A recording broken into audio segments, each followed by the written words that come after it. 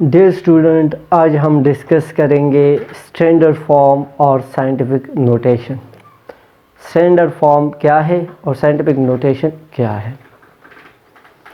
जब भी हम कोई न्यूमेरिकल प्रॉब्लम्स को सॉल्व करते हैं तो उसमें एक मुश्किल पेश आती है, और वो मुश्किल ये है कि अगर उसमें जो वैल्यू हो वो बहुत ज़्यादा बड़ी हो या बहुत ज़्यादा छोटी हो तो फिर उसको सॉल्व करना थोड़ी सी मुश्किल होती है। तो उस बड़े नंबर को और उस छोटे नंबर को एक ऐसी तरीके से लिखना कि उसको सॉल्व करने में हमारे लिए आसानी हो और हम जल्दी और आसान तरीके से सॉल्व कर सकते हैं, तो उसके लिए हम साइंटिफिक नोटेशन या स्टैंडर्ड फॉर्म का सहारा लेते हैं। आज हम डिस्कस करेंगे कि साइंटिफिक नोटेशन क्या है, स्टैंडर्ड फॉर्म क्या है। वीडियो को एंड तक देखें, पूरी गौर के साथ देखें, फुल कंसंट्रेशन के साथ देखें। अच्छा, तो हमारे पास स्टैंडर्ड फॉर्म जो है इन न्यूमेरिकल प्रॉब्लम्स, जब भी हम किसी न्यूमेरिकल प्रॉब्लम्स को सॉल्व करते हैं, उसकी कैलकुलेशन करते हैं, we face difficulty when number is too big और टू स्मॉल। जब ये दो बातें उसमें हो तो फिर हमारे लिए उसको सॉल्व करना थोड़ी सी मुश्किल होती है। नंबर एक ये है कि अगर वो नंबर बहुत ज़्यादा बड़ा हो या वो नंबर बहुत ज़्यादा छोटा हो तो फिर उसको सॉल्व करना थोड़ा सा मुश्किल होता है। फॉर एग्ज़ाम्पल, अगर देख ले ये 7 और 7 के साथ 21 ज़ीरो है, तो ये इतने बड़े नंबर को, जो मास ऑफ द मून है, जो मून की मास है, इतनी केजी जो है मून की मास है, अगर हमारे पास एक न्यूमेरिकल एक प्रॉब्लम हम मून पे सॉल्व करना है तो उसमें ये वैल्यू पुट करना और उसको सॉल्व करना काफ़ी मुश्किल होती है। या नंबर बहुत ज़्यादा छोटी हो, अगर देख ले ये डायमीटर ऑफ न्यूक्लियस जो है ये 0.000000 अप टू 1, तो ये बहुत ज़्यादा छोटा नंबर है। तो इसको अगर न्यूमेरिकल प्रॉब्लम में सॉल्व करना है या उस पर कोई ऑपरेशन अप्लाई करना है तो ये बहुत ज़्यादा मुश्किल होता है, फिर उसको हम सॉल्व नहीं कर सकते। तो इसके लिए हम इसको एक स्टैंडर्ड फॉर्म में या साइंटिफिक नोटेशन में कन्वर्ट करते हैं, तो वो हमारे लिए आसानी पैदा करती है। अच्छा, स्टैंडर्ड फॉर्म क्या है? अगर हमारे पास ये एक नंबर है या ये एक नंबर है जो बहुत बड़ा है या बहुत ज़्यादा छोटा है, उसको हम स्टैंडर्ड फॉर्म में कैसे कन्वर्ट करेंगे? इस नंबर को हम लिखेंगे मैंटीसा मल्टीप्लाई बाय 10 की पावर n।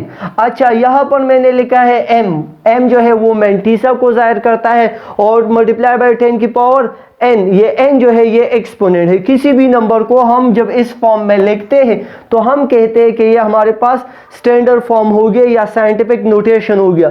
अगर आप लोग इस इक्वेशन को गौर से देख ले तो उसमें हमारे पास एक है नंबर, दूसरा है मैंटीसा, थर्ड मल्टीप्लाई बाय 10 की पावर n। तो हमारे पास ये n क्या चीज़ है और ये m क्या चीज़ है और ये नंबर क्या चीज़ है। अच्छा, ये नंबर तो वो है जो मैंने अभी कहा, जो बहुत ज़्यादा बड़ा हो या बहुत ज़्यादा छोटा हो, जैसे कि ये है और ये है। अच्छा, और इसके अलावा जो m है ये हमारे पास मैंटीसा है। मैंटीसा हमेशा 1 से ग्रेटर होती है और 10 से स्मॉल होती है। और ये n जो हमारे पास जो एक्सपोनेंट है या पावर भी हम कह सकते हैं, ये हमारे पास पॉजिटिव भी हो सकता है या निगेटिव भी हो सकता है। अगर हम लेफ्ट से राइट की तरफ जाते हैं तो ये निगेटिव होगा, अगर हम राइट से लेफ्ट की तरफ आते हैं तो ये पॉजिटिव होगा। क्या चीज़ निगेटिव होगा, क्या चीज़ पॉजिटिव होगा, ये हम बात कर रहे हैं एक्सपोनेंट की। अगर एक्सपोनेंट n जो है उसमें हम लेफ्ट से राइट की तरफ जाते हैं तो हमारे पास n जो है वो निगेटिव होगा। अगर हम राइट से लेफ्ट की तरफ जाते हैं तो वो हमारे पास पॉजिटिव होगा। जैसे कि हमने बात की, जब हम राइट से लेफ्ट की तरफ जाते हैं तो हमारे पास जो n है एक्सपोनेंट है वो पॉजिटिव होगा। तो वो कैसे पॉजिटिव होगा? व्हेन द नंबर इज 10 और ग्रेटर देन 10, अगर एक नंबर हमारे पास 10 हो या 10 से ग्रेटर हो, then the decimal point has to move the left and exponent n of the 10 is positive। तो फिर हम decimal point को लेफ्ट की तरफ मूव करेंगे और हमारे पास जो पावर ऑफ 10 है यानी जो एक्सपोनेंट है वो पॉजिटिव आएगा। फॉर एग्जांपल, अगर हमारे पास जो है 5 3 2 6, तो ये हमारे पास जो है एक नंबर है जो ग्रेटर देन 10 है और इसकी एंड में जो है पॉइंट मौजूद है। अच्छा, तो ये ग्रेटर देन 10 है तो हम पॉइंट को मूव करेंगे लेफ्ट की तरफ। हम पॉइंट को यहाँ पे ले आएंगे कि हमारे पास पॉइंट से राइट साइड लेफ्ट साइड पर एक नॉन जीरो डिजिट रह जाए। तो ये पॉइंट यहाँ पे आ जाएगा 5.326। ये देख ले, पॉइंट से राइट लेफ्ट साइड पर एक नॉन जीरो डिजिट रह गया।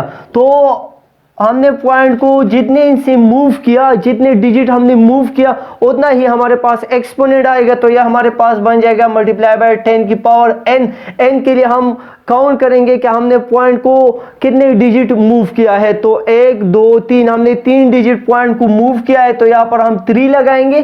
तो हमने 3 लगाए, लेकिन हमने राइट से लेफ्ट की तरफ मूव किया है। तो हमारे पास जो पावर होगा, जो एक्सपोनेंट होगा, वो हमारे पास पॉजिटिव होगा। अगर हम इस नंबर को देखते हैं तो ये हमारे पास एक नंबर है जिसको हमने स्टैंडर्ड फॉर्म में लिखा। तो हमारे पास ये आ गया मेंटीसा जो m है, और ये हमारे पास एक्सपोनेंट आ गया। Mantissa always greater than 1 and less than 10। तो इसीलिए हम इस तरह करते हैं कि हमारे पास लेफ्ट साइड पर एक नॉन जीरो डिजिट रह जाए, क्योंकि मेंटीसा हमेशा ग्रेटर देन 1 होता है। अच्छा, अगर हम देख ले जो लेफ्ट से राइट की तरफ जाने की बात मैंने की थी, वो है when the number is less than 1। जब हमारे पास नंबर लेस देन 1 हो और हम चाहते हैं कि हम इसको साइंटिफिक फॉर्म या स्टैंडर्ड नोटेशन में कन्वर्ट करें, तो फिर हम क्या करेंगे, the decimal point has to move to the right. हम डेसिमल पॉइंट को राइट की तरफ ले जाएंगे। So the power of 10 is negative. तो हमारे पास जो एक्सपोनेंट है वो निगेटिव आएगा। अगर हम गौर करते हैं 0.00326, इस नंबर को अगर हम देखते हैं तो ये लेस देन 1 है। लेस देन 1 है क्योंकि ये डेसिमल में है। तो अगर हम चाहते हैं कि इसको हम स्टैंडर्ड फॉर्म में या साइंटिफिक फॉर्म में कन्वर्ट करना चाहते हैं, तो हम पॉइंट को ले जाएंगे लेफ्ट से राइट की तरफ। हम लेफ्ट से राइट की तरफ ले जाएंगे। कहाँ तक ले जाएंगे, जब हमारे पास लेफ्ट साइड पर एक नॉन जीरो डिजिट रह जाए तो हम इस पॉइंट को यहाँ लेके आएंगे। जब यहाँ पे लेके आएंगे तो इस साइड पर हमारे पास एक नॉन जीरो डिजिट रह जाएगा। तो ये नंबर बन जाएगा 3.26। अच्छा, तो ये बन गया। हमने पॉइंट कितने डिजिट उस साइड पे लेके गया है, तो 3 डिजिट। तो हम पावर ऑफ 10 जो है वो 3 लेंगे, लेकिन हमने लेफ्ट से राइट की तरफ गए लेके गया है पॉइंट, तो हम ये निगेटिव लेंगे। तो ये हमारे पास एक नंबर हो गया जो लेस देन 1 है, और इस नंबर को हमने स्टैंडर्ड फॉर्म में लिखा। तो हमारे पास एक्सपोनेंट इसलिए निगेटिव आया कि हमने पॉइंट को लेफ्ट से राइट की तरफ लेके गया, और जब हमने पॉइंट को राइट से लेफ्ट की तरफ लेके गया था तो उस वक्त हमारे पास एक्सपोनेंट जो है वो पॉजिटिव आया था। तो यह हमारे पास स्टैंडर्ड फॉर्म और साइंटिफिक नोटेशन की थोड़ी सी एक्सप्लेनेशन थी। और जो प्रीफिक्सेस है हमारा नेक्स्ट टॉपिक होगा। आप लोग इसके लिए नेक्स्ट वीडियो का इंतज़ार करें और हमारे चैनल को सब्सक्राइब करें ताकि आप लोगों को मज़ीद नई वीडियो टाइम पर पहुंचे, अपने फिज़िक्स की कंसेप्ट को स्ट्रॉन्ग बनाएं। Thank you for watching.